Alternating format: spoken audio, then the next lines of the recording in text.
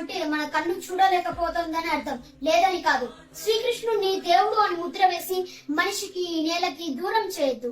Is biologically bond and brought upon this earth. ఆయన అపార మీద ఉన్నత విలువలతో జన్మ తీసుకొని ఈ నేల మీద నడిచిన మనిషి. ఆయన చెప్పిన ధర్మం మతం కాదు, మన జీవితం.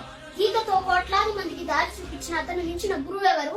రక్షణ కోసం సముద్రం మధ్యలో ద్వారకా నగరాన్ని కట్టిన అతను మించిన ఆర్కిటెక్ట్ ఎవరు? చూపుతోనే మనసులో మాట చెప్పే అతను మించిన సైకాలజిస్ట్ ఎవరు?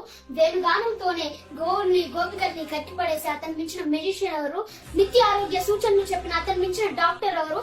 ధర్మం కోసం యుద్ధం చేయమని చెప్పిన అతను మించిన వీరుడు ఎవరు?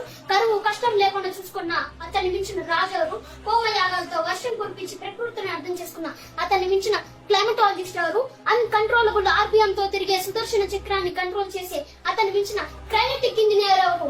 Is a teacher, fighter, warrior, what not, is a everything, is over, is eternal, is more than God to